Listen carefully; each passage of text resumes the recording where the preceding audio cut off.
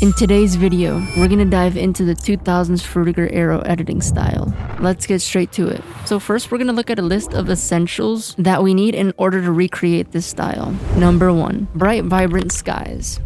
In order to achieve this, we can go outside when the weather is nice, or we can go on a website like Pexels and search up sky. Once we have a nice cool sky, we're gonna apply lumetri color, and we're gonna click on the basic correction and increase the highlights up a bit to get those clouds nice and popping. Increase the saturation up a bit to around 115-ish. Go to the curves dropdown, and once we see the RGB curve, click on this point at the bottom and raise it up a tiny bit. And I'm also going to create another point in the middle and drag it up just a little bit. Now, if we scroll down here and we see the hue versus sat, we're going to click on the eyedrop and we're going to select the sky and drag the middle point around here to get it nice and blue. And if we disable and enable, we can see the huge difference. And now to top it off, we're going to scroll down until we see the color wheels. And I'm going to click in the middle for the midtones, and I'm going to drag it towards the cyan just a little bit. And if we disable and enable it, we can see that it gives it that nice bluish look. It's not too dark. It's like a little bit light, but tune it to your liking. And if you guys need some ideas and references, I recommend going to Pinterest so you can look at all the super cool art. Now we need some landscapes. And for this one, same thing as before, we're either going to go on a website like Pexels, or I made you guys a free asset to follow along. Okay, so now that we have our landscape, I'm going to scale it in just a little bit, and I'm going to add the effect called hue saturation. Go to the channel control and go to greens, and I'm going to go to the green hue and put it to around -8 and increase the green saturation to around 40. And I'm also going to increase the green lightness to around 13. Add in the curves effect. And we're going to grab the point at the bottom and we're going to drag it up like this. And we're going to create a point right here and we're going to drag it down just a teensy bit. Now click on the RGB and go to blue. And we're going to drag this point up a little bit. Add in the effect called lumetri color. Click on the basic correction dropdown. Increase the exposure to around 0.2. Put the contrast to around -30. And the highlights to around +15, shadows to -70, and increase the saturation to around 115. Click on the curves dropdown, go to the green circle. Okay, we're going to create 2 points. We're going to put one here and another one down here. And we're going to drag this one up so we can have this nice, bright, vibrant grass. Now we're going to scroll down until we see the color wheels. And we're going to click on the point for the midtones and we're going to drag it towards the orange. And if we activate it and deactivate it, we can see what it does. Now I'm going to pre-compose it by right-clicking on it, pre-compose, and make sure all the settings are like mine. Click OK. And now if you want to animate it, press S on the keyboard to bring up the scale. And we're going to click on the stopwatch and this little chain button. Drag your playhead to around 1 to 2 seconds. And I'm going to change the left value to 105 and the right value to 108. Now I'm going to move my playhead around 2 seconds more, so we're at 4 seconds. And we're going to put all these values back to 100.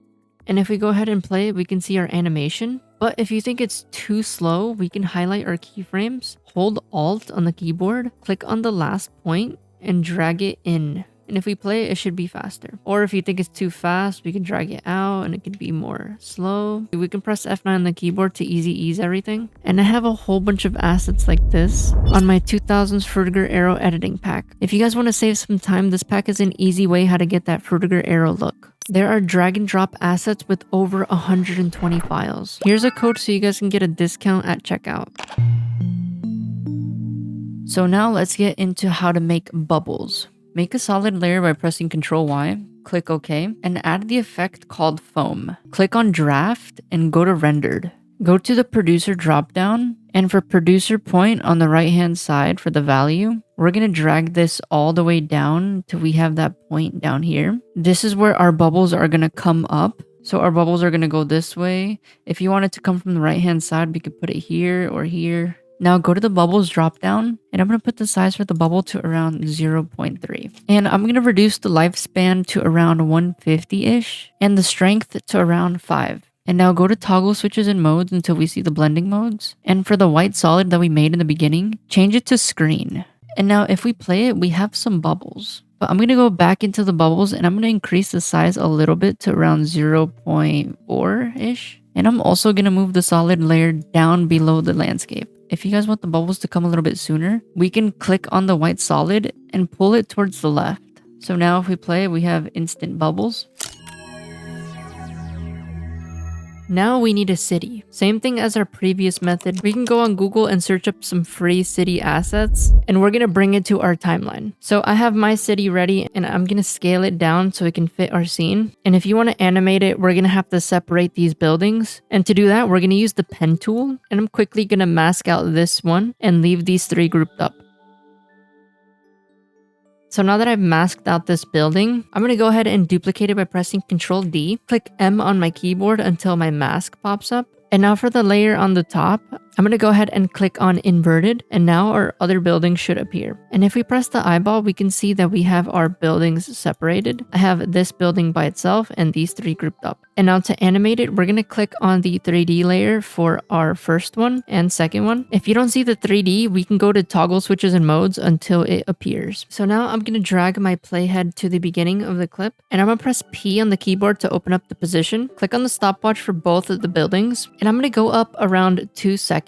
Look at the value all the way to the right, and I'm going to go ahead and pull this to the left so it can go towards us. But I want to keep it at a normal level to where it was. So I'm going to move this value up until where it was around there. So as we can see, it is gradually going towards us. And so what I'm going to do here is I'm going to copy this first keyframe, Control C, go up around the 4 seconds. So 2+ from the middle keyframe. And we're going to go ahead and do this for our other building. But in this case, we don't want it to be in the same place where our other keyframe was for our other building. So we're going to either go ahead more or make it a little bit faster. Push it towards us here.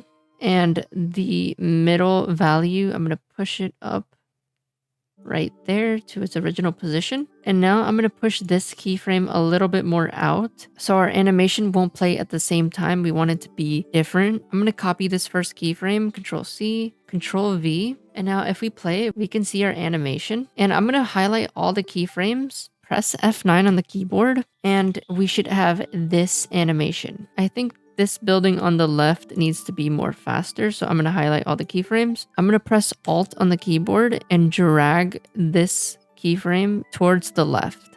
And so if you guys wanted to loop, we're going to highlight the keyframes, but don't highlight these first keyframes here. We're going to copy the keyframe, go up 2 frames-ish or how much ever you want. Copy, paste, and do it for the other one as well. We have this animation. And if you guys are happy with that, we're going to go ahead and recomp this. Move all attributes, click OK. And now what I'm going to do is I'm going to scale it down a little bit so it can look like it's in a distance. And I'm going to drag it towards the left and move the layer below the landscape. So now it looks like it's in a distance. And another thing I forgot to mention is that the bubbles are all the way in the back behind the landscape. And we want some bubbles to be in front here. So if you guys want to do that, just duplicate it, put it on top of the landscape.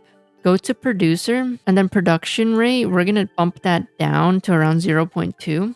So there won't be that much. Move the producer point to around here so it won't be just in the middle. And if you guys want the size to be different, we go to the bubbles and we can put the size down a bit. So if we play it, we have this. Here are some scenery examples that I have made with my pack. I put a lot of time and effort into this pack so it could be the absolute best. So if you guys want some high quality assets, I definitely recommend getting this.